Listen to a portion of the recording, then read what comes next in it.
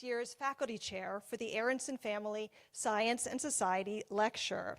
A tradition we have instituted here in the Honors College out of our interest and excitement to engage our Aronson speaker is to hold what we call a How We Think forum, which is related to our invited speaker's expertise.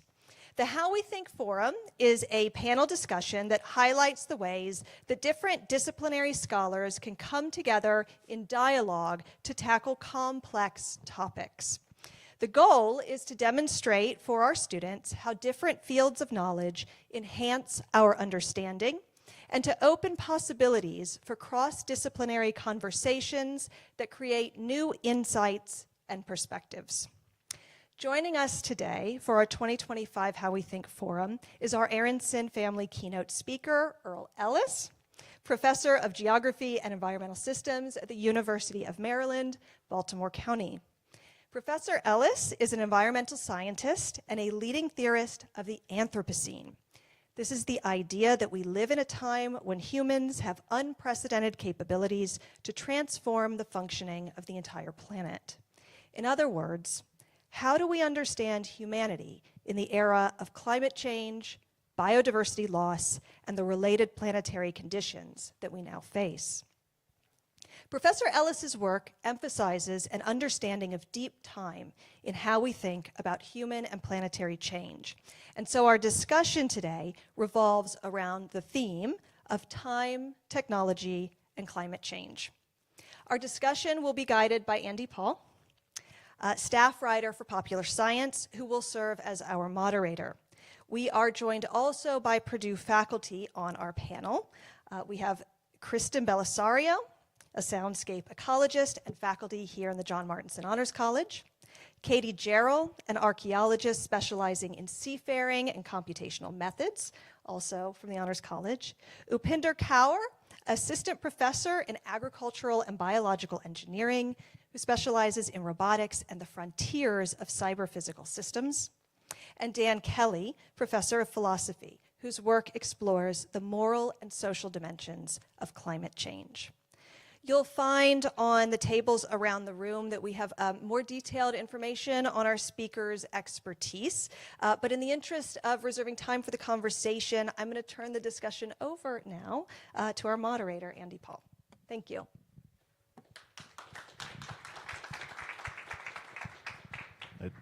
This is on now. There it is. That's my voice, unfortunately. Thank you all for coming out.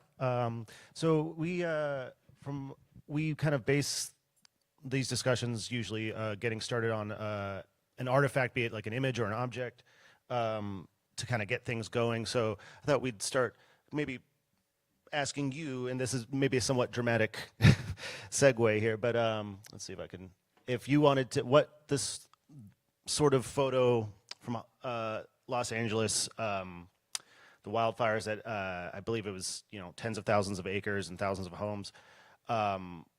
What does this kind of strike you in terms of climate and time, both on a short and kind of longer scale? We saw how fast this spreads. We know how long this will take to remedy or build back. So I just thought kind of get it started there of what swirls around in your mind when you see things like this. Okay. Is this working? Yes, it is. Yeah, it's obviously been on a lot of people's minds lately, what's happened in Los Angeles, right, with this really just unprecedented level of fire and harm. And the initial reaction, and we just had a fire like this in Hawaii. If you're Australian, you're very familiar with these kinds of catastrophic fires that do, unprecedented damage. And so it's the initial reaction, and I remember this was very strong for the fires in Hawaii, was that this was in a sense a product of climate change, which is basically the same narrative as kind of a natural disaster. This is something that happened because of something beyond control in a way. Just like none of you can actually stop global climate change yourself, right? It's this bigger thing that we have no ability to really manage individually. And that's just too convenient. That's not actually the nature of these kinds of situations. And let's just think about the deeper history of the ecology of a place like Los Angeles, even Hawaii, which seems like a very moist place, but also has some very dry places, or Australia. And these are places that burn. They will always burn. They always have burned. If you look in the records, you'll see they burn periodically. That's just the kinds of ecology that they have. So the first thing that you have to think about, so you have to live in an environment that burns. It's a choice. Not everyone, nobody forced people to live in Los Angeles or Australia. And then we can think about the deeper time element. Have people just recently moved to this area, or were there people there for 10,000 years or more? And in fact, in Los Angeles, there were indigenous people, and they almost certainly managed the fire regimes of those places using cultural burning practices that enabled them to live in a fire-prone landscape very productively, without necessarily having this kind of disastrous outcome, because they regularly burned small amounts of the landscape in different practices, mostly to make the land more productive, but also to avoid everything burning all at once. So that's one element that was suppressed systematically by the people that came later. This was made illegal and was considered to be something that shouldn't be done. We should suppress all fire. That was the practice. So the fuels build up, and then people start moving into places that are full of fuel. They're just, I have to admit, as an ecologist, I walk into some of these places and just go, this place is going to burn like you wouldn't believe. There's nothing that can stop it. And when you especially combine this with a place that does have these kind of wind conditions, you're going to have these fires. This fire was going to happen. It was just a matter of time. And when you have 100-mile-an-hour wind attached to it, you can't control that fire. Nobody can. It doesn't matter even what technology you bring in there. That's just too much to control. So when I see something like this, I think this could have been prevented, perhaps, but it would have taken some pretty big foresight. People would have had to give up a lot. The remarkable thing is how few people actually died. It mostly destroyed property. When you consider just how big these fires are and how many houses were destroyed, not actually that many. So we're not so bad at dealing with kind of evacuating people, but placing people and so much resource, so much treasure right in such a burnable place. How do we really expect that to work out? And so we should just be thinking a little bit more about whether it's worth it. And when you say, like, it's going to take a long time to build back, should all of it be built back? Probably not. Not unless, people want to live in a way there that involves completely different styles of housing and vegetation management. Cultural burning needs to be brought back, and other practices that enable you to live in a very fire-prone environment. And of course, climate change is part of the equation. It does increase the odds. They're more likely to burn. They're more likely to burn more frequently. They're more likely to burn more intensively. But ultimately, it's not actually about climate change. It's about the decisions that we're making as a society about where we're living and how we're living. All right, sorry, that was a little long-winded, but...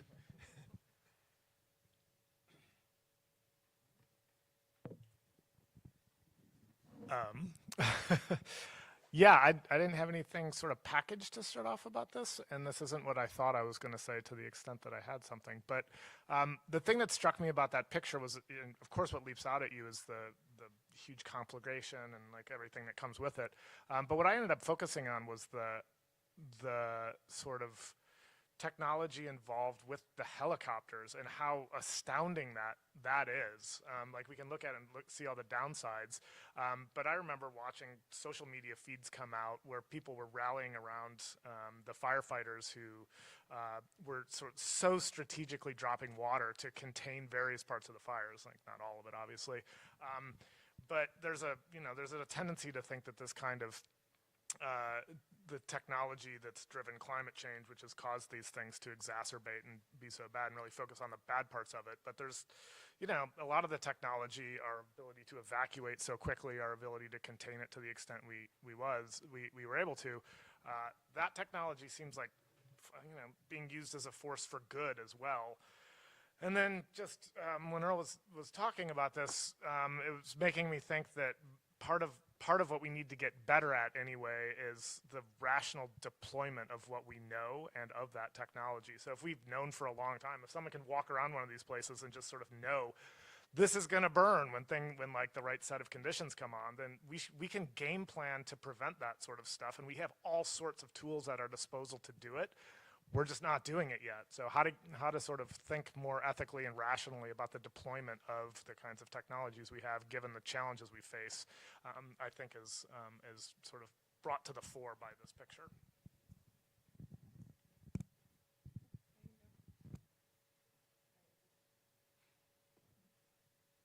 It's waking up. Okay. Yeah, so I want to pick up on a couple of the threads that Dan and Earl have mentioned. So I am an archaeologist, and a lot of what I study in particular are disasters, specifically disasters of ancient people and how they responded to them. So I kind of take the main area that I study is about 5,000 years ago, just to give you a sense of the time range here. And so this makes me think of disaster, first of all. And when I think of disaster, I think that disasters only happen when they intersect with humans and people's livelihoods. So to pick up on what Earl was saying is we often, and we see this in the media, focus on what I will call the hazard of a disaster, right? The natural part, the act of God piece. But that doesn't make a disaster. A disaster happens when a society's vulnerability to the hazard exceeds its resilience to that hazard, basically. And so that sort of raises questions.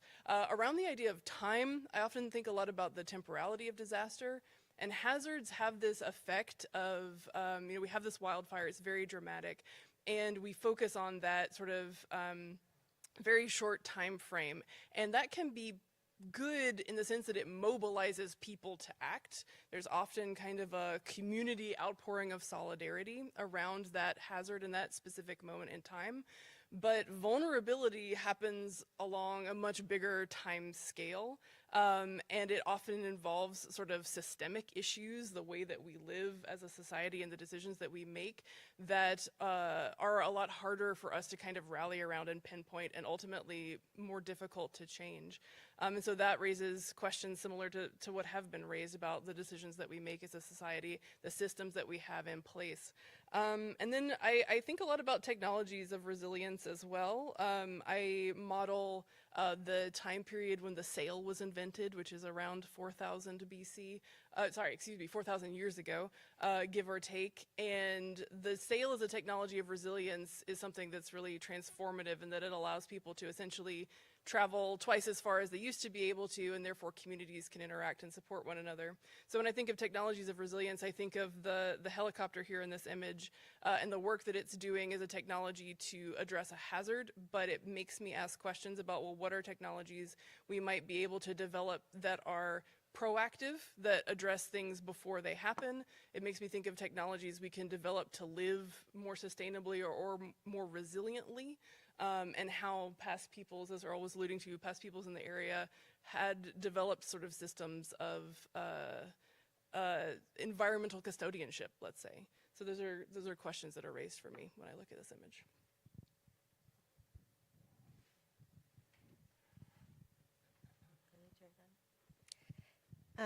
Yeah, I would like to say I agree with a lot of what's been said already, but I want to build upon kind of what Earl stated about the ecology of California.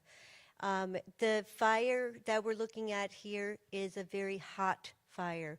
So when I look at this image, I see the fuel that's burning, and that the cultural practices in this area previously would have prevented large-scale fires like this.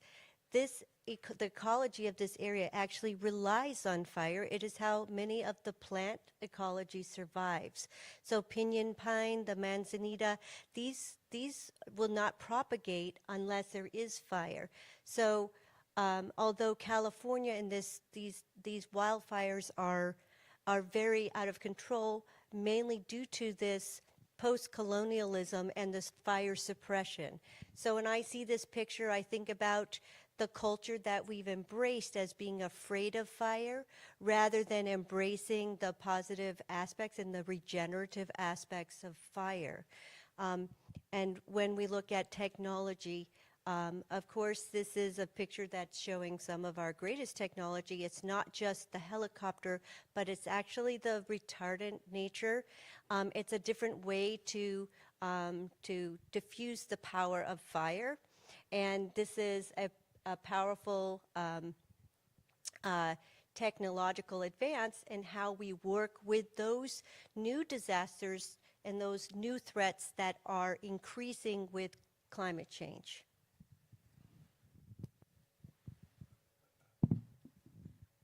Does it work? Yeah. I think as a roboticist, my view is mostly about thinking like this plane that had so much impact, but then can we have more ingrained robots and a system of these robots that are well coordinated so that they can reduce the exposure of human beings so that you don't expose as many firefighters or workers to such hazardous conditions, and then also manage the environment before such a thing can happen. So I personally work with like robot dogs, and they not only make for cute videos, but what we envision is that having a stream of them, having a team of them that can do in-air, on-ground sampling, monitoring at large scale continuously, especially in regions where we know there is an elevated threat, so that we can evaluate and deploy precise treatments such as water or cutting down fuel or burning, having controlled burns, so that such a situation possibly never arises or reduces its impact. A part of what I also think about were some of the coordination failures that happened during this disaster. For example, civilian drones hit one of such planes, causing it to be unusable for an extended period of time. So in those conditions, our autonomous systems can be more better, and by having a centralized control, even though it's a little bit difficult to deploy at such a scale, you could prevent such tragedies from happening, so that the technology we currently have is not disabled at the time of its need. I always envision technology as an augmentation of human capabilities through human ingenuity. And I think this is one area where we can really make significant impact in instantaneous conditions such as this, and reduce the overall impact to human life.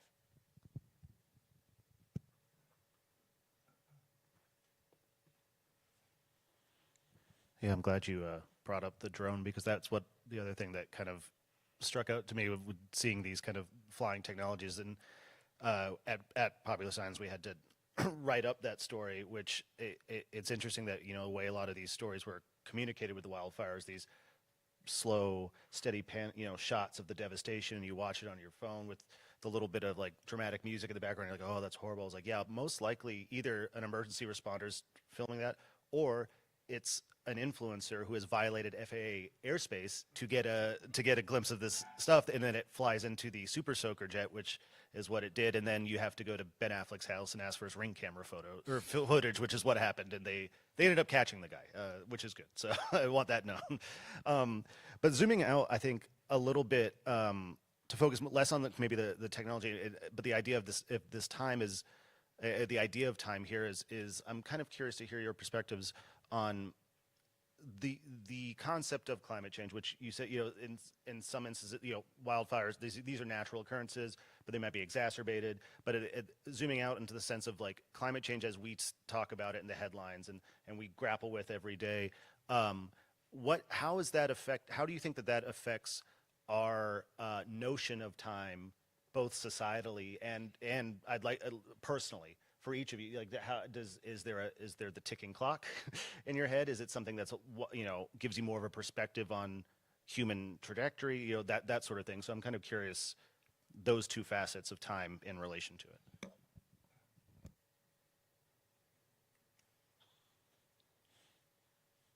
Someone else? I'll go ahead. All right.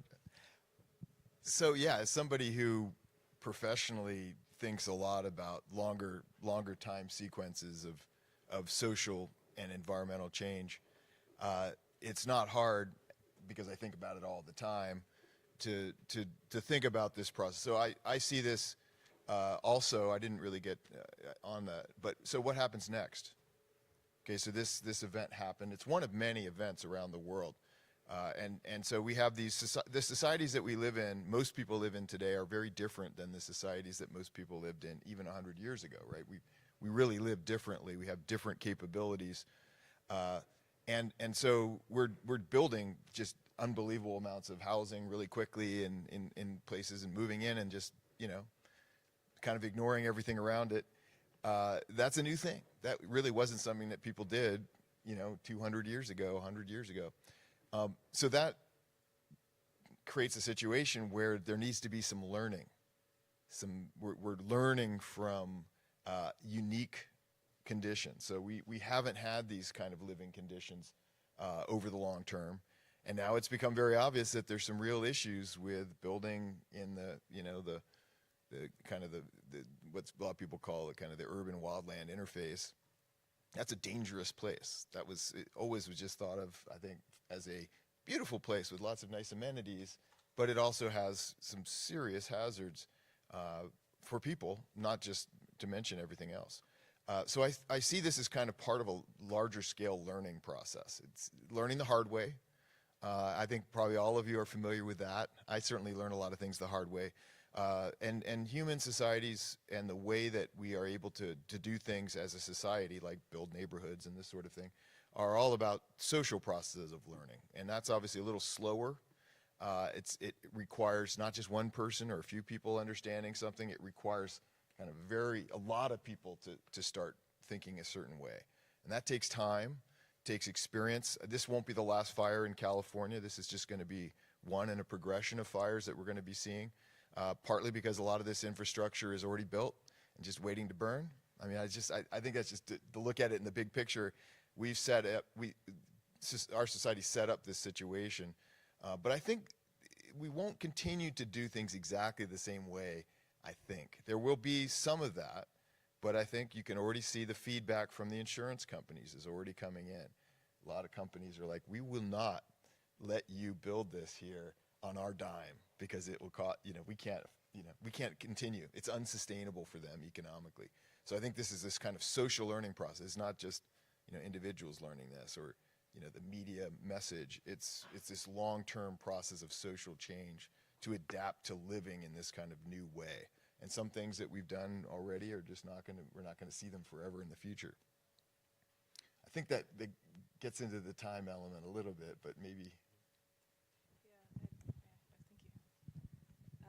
Yeah, there's so thinking about like adapting to living in certain ways, you're making me think of, so archaeologically, people who live on volcanoes, we think of volcanic eruptions. I imagine most people would think of a volcanic eruption as like a big disaster, and you probably wouldn't want to live on a live volcano. But people have for long periods of time and still do live on active volcanoes. And when those volcanoes erupt archaeologically, we see that those people relocate and resettle maybe a mile away from where their original homes were. And that indicates that there are ways of living and adapting to things that we think of as being sort of disastrous and having really terrible consequences. But if you're attuned to sort of the local environment, if you're attuned to knowledge, the signs of volcanic eruption, you leave for a little while, you come back, you build your house a mile away from where you were. And that makes me think that it makes sense in my brain. I don't know if it'll make sense out loud.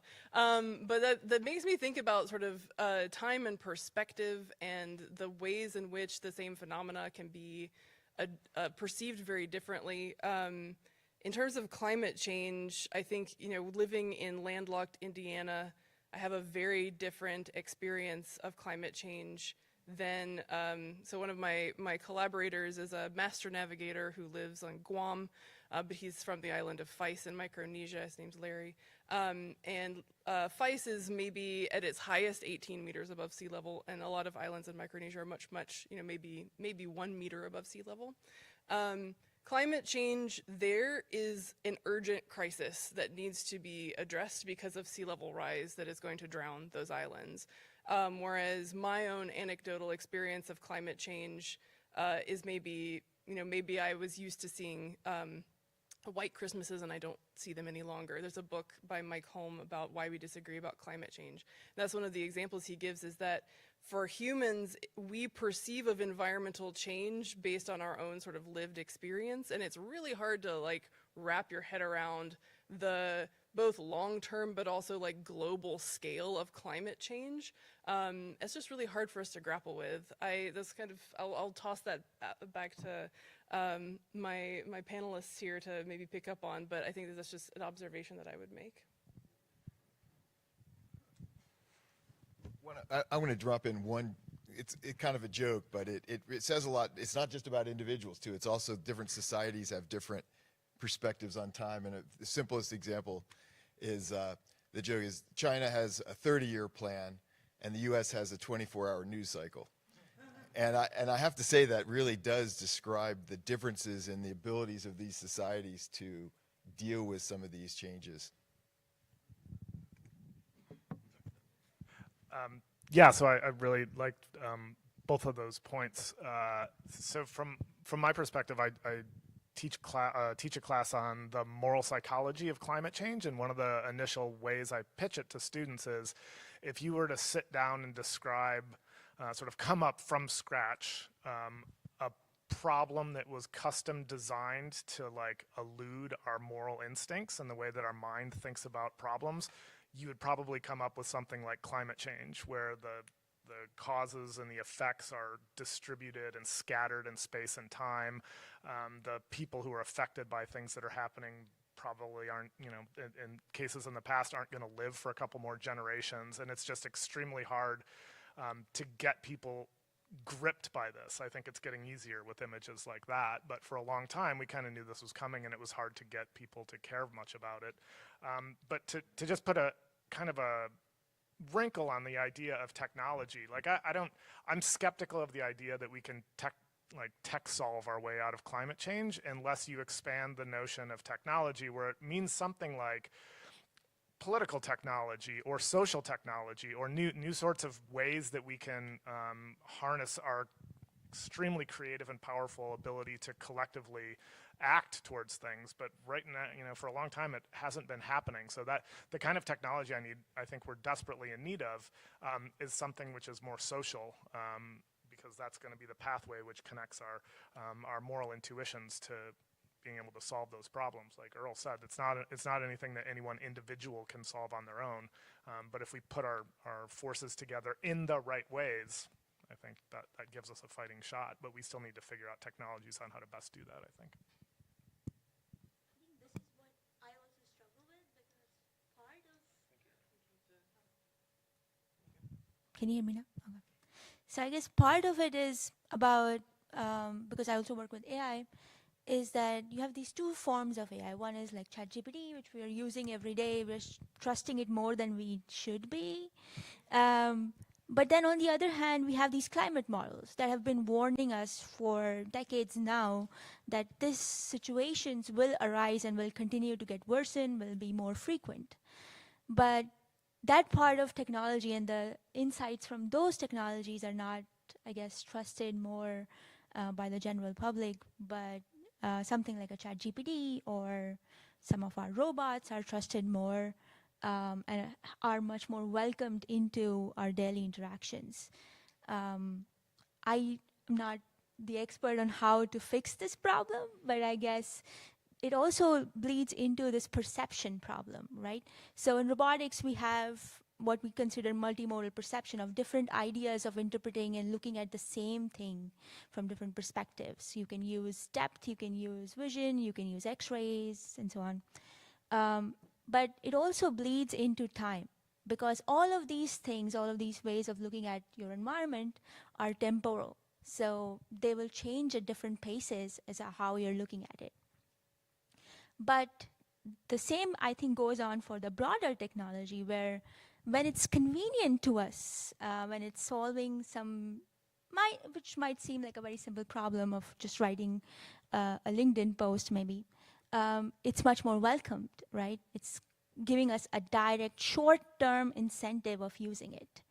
But I guess the climate models are more about long-term benefit of not having to see these problems, but then it will cause serious short-term pain of having to relocate entire cities, which is why it's easier to ignore them till it actually hits us, maybe.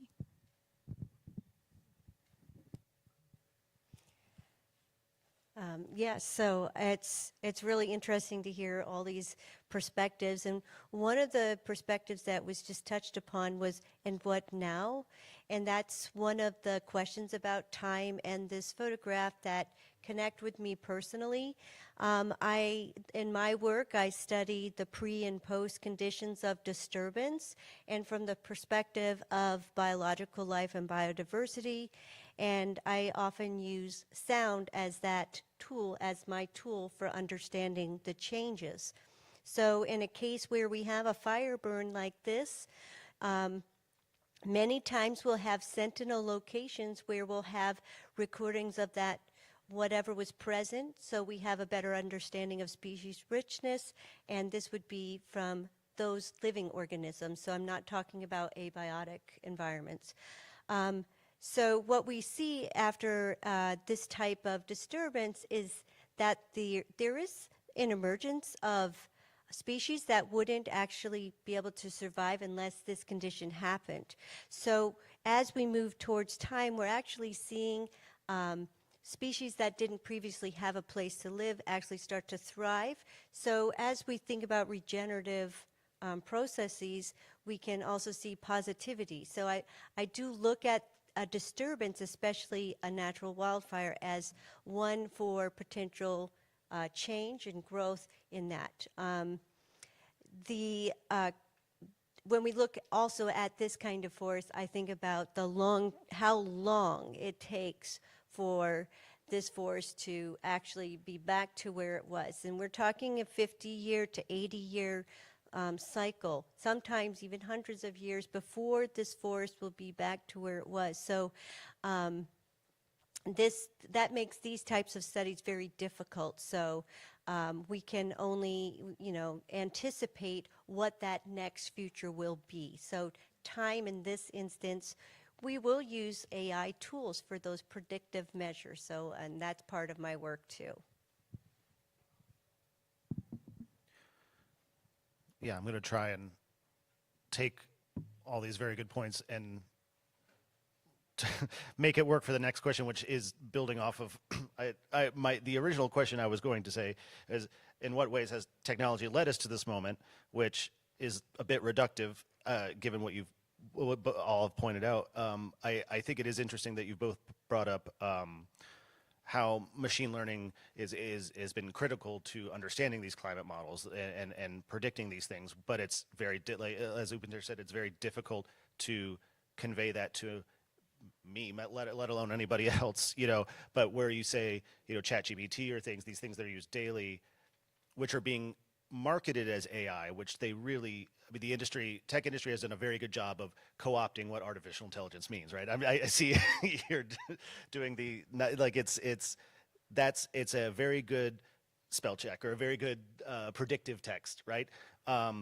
It's also a very good predictive text that guzzles water and energy in a way that shortens the amount of time we have to address these things. So I'm wondering what that balance may look like to all of you of because it's at the point now too, and I won't go too long into this, but it's ChatGPT, these large language models that we interact with on a daily basis are good and convenient to use, but there's a limit to it. But we have the companies now just forcing them into everything we have. As suddenly, I'm sure suddenly Outlook has Copilot, and you're like, I want to turn off Copilot, and like, I don't know how to do that. And it's like, you're an AI, you should know how to do that. So you're stuck with these things that, so what is the off-ramp there? Is there an off-ramp there that we can harness these productive parts of technology in a way that helps, whereas we, while balancing these things that are still also kind of energy intensive and potentially the harms outweigh the good? Sorry, that was a long time to get there. I think I'm figuring out the microphone. Yes, there's this is like lots of off-topic thoughts. I was watching a YouTube video, like speaking of things, I was watching a YouTube video that was talking about the difference between like things that capture our attention and things that which we have to choose to pay attention to. And so I think like first of all is kind of cultivating that self-awareness of when your attention is being stolen from you versus when you're choosing to pay attention to things. What this makes me think about, the thoughts in my head are that there are lots of people who are living in the world right now who come from cultures and who have ethoses about environmental custodianship, who have lots of very specific knowledge about the environments and a lot of expertise because of their lived experience and cultural sort of histories in those places. And social media, for one, gives us the opportunity to listen to those people in a way that we've never been able to before, or get messages out there in ways that we have never been able to before. And so that's where I see hope is the kind of connectivity that technology, when used well, can bring in terms of creating movements, in terms of listening to more diverse voices that we've been able to. And so that's what I sort of look to, the ways that which people have been using that to spread messages that we can choose to pay attention to, and then maybe mobilize and make choices around would be one idea.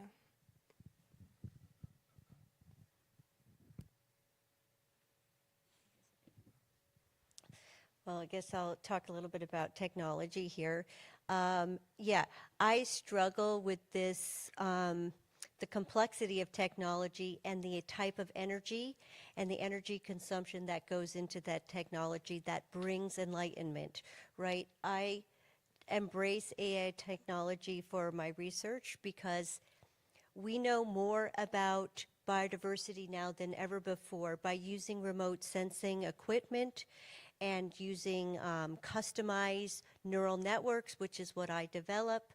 We are able to know precisely what is actually out in our areas that we study. So is that knowledge more beneficial than the energy consumption? At what point is this trade-off worthwhile? So it is a personal struggle. I mean, I want to see our wildlands be wildlands, and I would like to see us conserve more of our lands and commit them to preservation so that we have a balance. But to do that, we need energy, and energy needs land, and you can see this cycle continue. So it's definitely as you said, a wicked problem.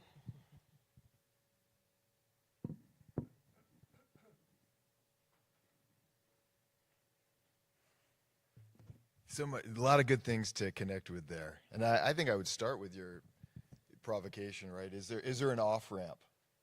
Is there an off-ramp? And I think there is, fortunately, a simple answer to that. No, there's no off-ramp. We're going to be in this relationship with newly evolving technologies and feedback through the environment, feedback from societies. That's as old as human history. So never expect that to change. The question is, what societies are more successful in finding ways to, I think, get the best of these things. Because, of course, some societies are destroyed by new technologies. Some societies use a technology to destroy another society. There's a lot of powerful things out there that change the game. Technology can be a game changer. It changes the way you can do things. And AI is no different than fire in that way, right? All of a sudden, you have all these possibilities, or nuclear power, right? You can build a power plant, or you can build a bomb, or you can use the idea that you have the bombs to stop wars. I mean, there's so many different possibilities that become possible through technology, and that's going to continue. Things that we have never imagined are going to become possible in the next 100 years. Your kids, are going to be dealing with things that you never imagined that are going to emerge through human society, and that's just going to be reality for us. So the question is really not about whether we can get off this kind of endless dynamic, but really how to navigate, how to and I think Martin Luther King said probably one of the best things about this whole issue. He said, today we have guided missiles and misguided men. And it really has to do with, who is really, shaping what we do with these technologies, right? Who is deciding? How are we deciding? And focusing a little more on really the process of social change and how we can be part of it rather than just taken away by it is I think where the action is. Now of course that's the hardest thing to do. There's nothing easy about it, but I think it's misguided to think that AI is going to solve any problems for us. It's just going to open up new possibilities, and we will have to choose what we do with these new possibilities. Are we going to make more problems? Are things going to get worse for our society because of this new capability? Or are the things going to get better? Obviously, there's always going to be some mix, things getting better, things getting worse, like all the people who are going to lose their jobs. Definitely is part of technological change, always has been. That's not new either. Like, people have always lost some jobs. Will there be new jobs that are better jobs as a result? Will people be better off in some way? But technology itself doesn't do the thing. It's how the society interacts with that thing. And I also just wanted to say one thing about climate models in this context. Is climate models are not artificial intelligence. People are starting to use machine learning and artificial deep learning, other techniques with climate models, but that's not how they're designed. And there's a good reason for that, and there's a good reason why AI is in some ways a real dangerous thing compared to some of these other tools like a climate model. Climate model basically just takes what people understand and turns it into a machine for turning that understanding into a prediction, right? People understand the parts of a climate model because they're built based on scientific understanding, and they just mimic what people know about how things work in the Earth system. That's all it is. And so it can do surprising things. Like, things can come out of a model where you do that you've never thought about, but you understand how the model is made, and you understand what the forces are in the model. That's all, no problem. With AI, that's not true. AI is completely emergent. And that's what its power comes from, is that right, deep learning is these many, many levels of understanding that are built up by synthesis. And it's a little like, well, I guess some of these are confusing things, but like, yeah, there's some statistical techniques that can document a pattern and prove that there is a pattern, absolutely, but it can't tell you why the pattern exists. And that's the beginning of machine learning, where you're able to determine things that are facts that definitely hold without ever understanding why. And that is the problem with AI, right? Is that it can understand and figure out how to do things that it can't teach us. We're not learning from it exactly. It's substituting for our capability to understand things. And so that's going to lead to interesting places that we don't even know. All right, Dan. Yeah, pass it. I think that is a key limitation of all AI, right? So it was designed by humans for humans. So it's always going to be limited by what we give it, right? So a key example that I just saw yesterday, which is like, if you now search on Google, why is X better than Y? It will bias the understanding to the first thing that comes into it. So I searched, why is agave better than sugar? And it gave me a huge list. Then I searched, why is sugar better than agave? And it gave me a contradictory list. So what is the truth there, right? Take both. So that's exactly what we see in AI all the time, especially for like perception or all these tasks that we do, is as good as the data you give it. If you give it, this is why bias, understanding bias, and all of those things are an active area of research in AI.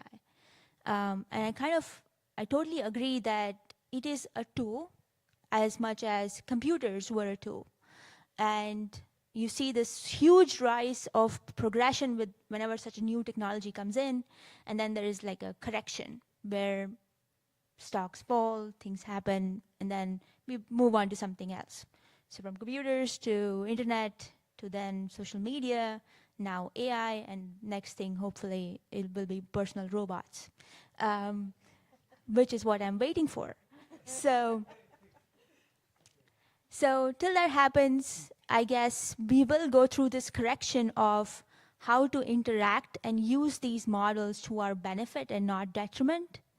But it will require a lot of policy, right? And especially from people like yourself on the stage, people who are in human-computer interaction research, and even just human behavioral research. Because a lot of those aspects are kind of missed by computer scientists who are developing these models to begin with. And it will be an iterative process and might be some painful stages in the middle. But I'm hopeful that just because it is going to interact with you every single day, right? It will learn faster. Now, can we trust it? For now, I think we have to be very careful of how much we trust. And this is one aspect of current AI models that have been released to the public, where they write at the bottom that this model can make mistakes. But it's a very fine print, which most people are still ignoring, right? So the conclusions that somebody might draw from like a false answer by the model, especially if it's somebody who has some power or monetary power or a decision-making capability, can be very bad, just to put it lightly. Thank you. I think in the interest of time at this point, we'd like to maybe open it up. I'd like to thank everybody again for your contributions. And I believe we are moving on to Q&A. Yeah, so we started a little late, and so I thought we'd go a little over for, we want to make sure we have some time for folks in the audience to ask questions to our panelists. So we do have a QR code that I can monitor, but it might be better and easier. You're welcome to use a QR code to post a question. I'll come back and check at the computer, but I can also walk around with the microphone for those of you who just want to put your hand up and pose a question to our panelists. Yeah.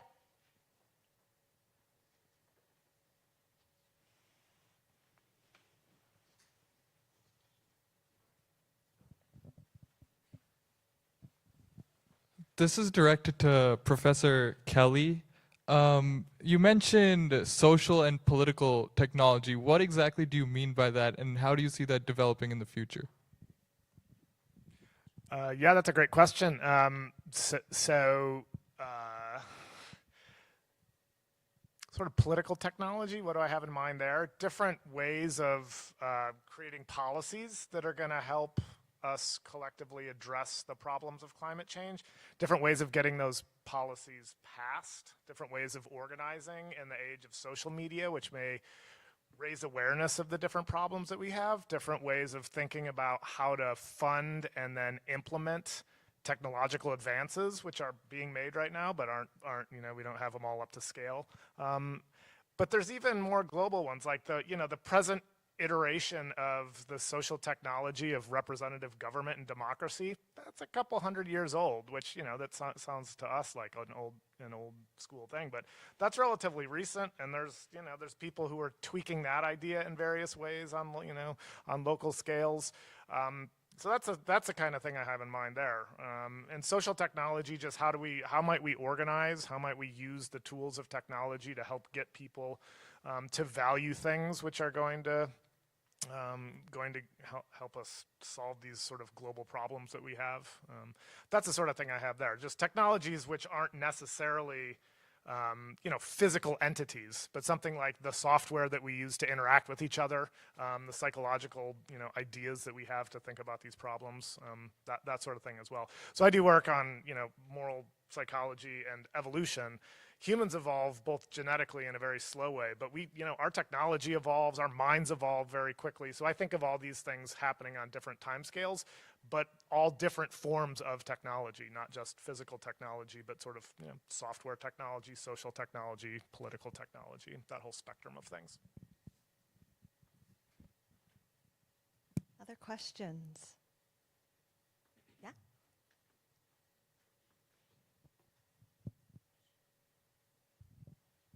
I noticed it was mentioned earlier on, the idea that AI that could have potentially been useful in determining or realizing that these fires were going to occur, so that way prevention measures could have been integrated earlier, is often overlooked. So what might be some ways to make that more available to the public, or at least make it more prominent in their lives?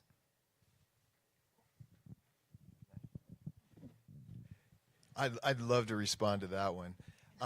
So the idea that there's not enough intelligence, that, like there's this kind of intelligence shortage, or a failure to distribute intelligence, maybe that is maybe closer to it, is the root of some of these problems, like getting burned up in a fire in LA.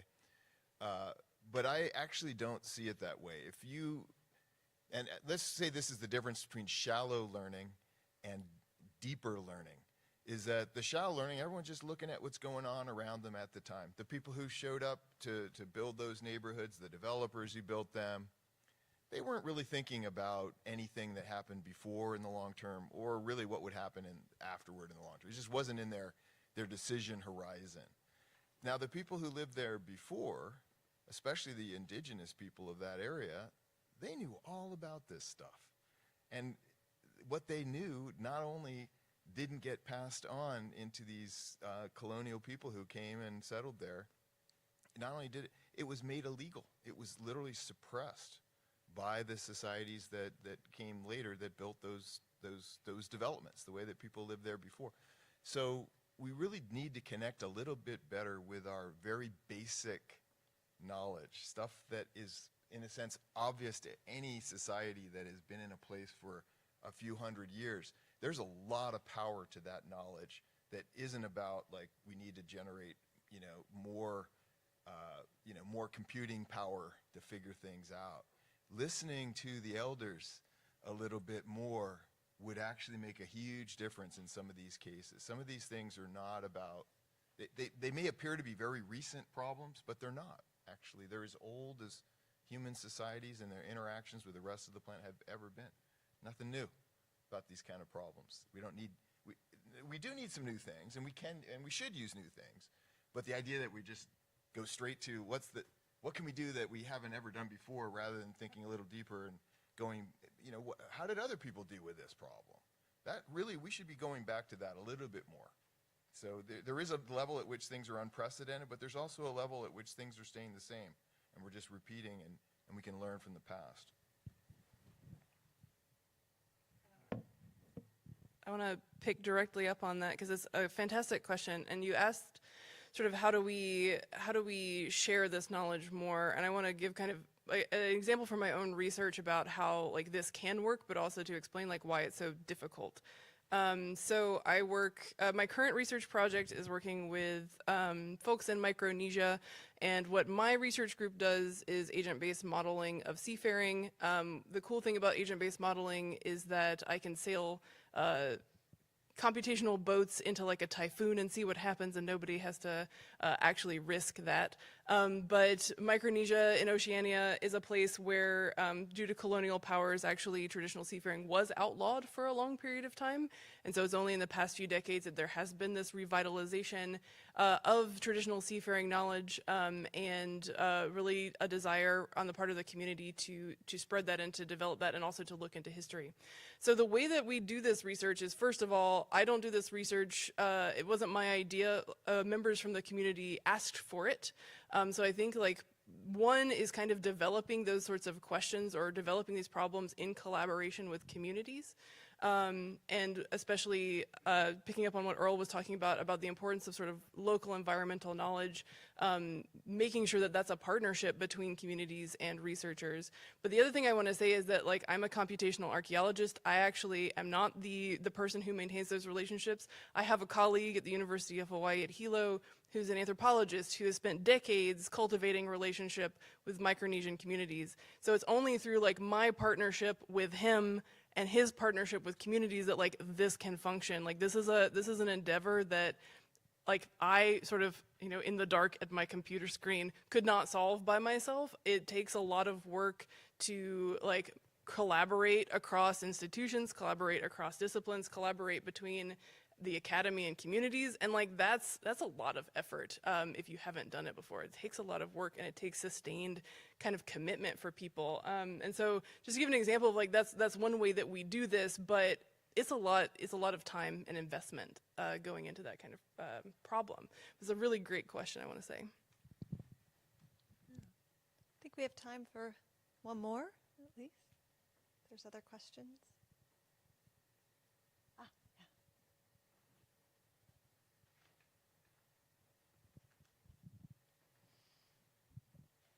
Thanks. I think a lot of you guys have touched on the idea of like considering traditional methods of maintaining an environment. Do you think that that can be coupled with modern technology? You know, using traditional techniques like maintaining the land with organized burning practices. Do you think that that could be coupled with modern technology, or do you think it's going to be inhibited by modern technology? Well, I'd like to at least offer a perspective on that, and that traditional ecological knowledge is definitely in partnership with conservation efforts. This is, in the last 10 years, we've seen a rise in this kind of partnership. And as we know, conservation strategies rely heavily on technology, and prescribed fires now in some states are becoming part of their natural management routine and management process. So here in Indiana, for instance, we actually do have prescribed burns, and that has been in cooperation with some of that. We don't necessarily have an indigenous population in Indiana, but some of that TEK knowledge is evident here. So we are seeing firsthand benefits in controlling, especially with our oak leaf litter, which is very could become a strong source of fuel, and we've been largely been able to avoid having large-scale fires like we do in other states. So I see this partnership occurring now, and it's very beneficial.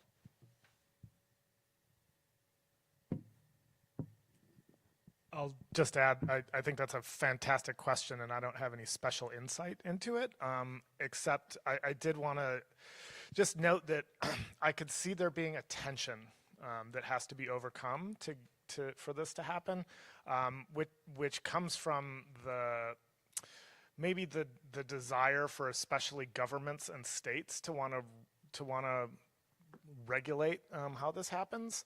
And what I have in mind here is this fantastic book by a political scientist called Seeing Like a State. And the idea there is that these very large institutions like governments and states, there are a lot of things which aren't legible to them from their top-down perspective, and I think a lot of times that's going to be exactly the kind of very localized, indigenous, old traditional knowledge about how to govern different ecosystems, which just isn't going to make sense to them. They're going to want a one-size-fits-all solution that they can impose everywhere, and that's just going to make these kinds of things difficult for them to grasp. So working between the level of the very local and the pressures on higher level states is going to be something which I think is just going to have to be constantly negotiated, and it's not going to be easy. Yeah, and just to just real quickly follow up on that, I see a role for researchers at institutions like this one in helping mitigate that relationship, right? And especially in helping to translate the sort of local knowledge to the kind of state level or government level perspectives, which I think is a really important part of the kinds of research that we do. Okay, so I want to thank our panelists today for joining us.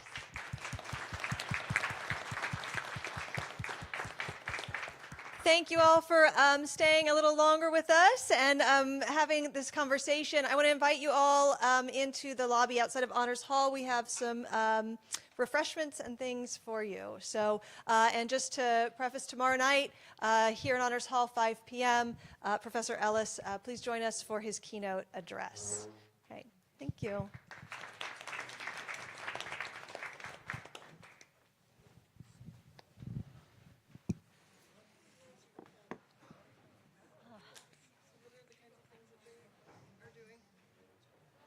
Well, was good to meet you.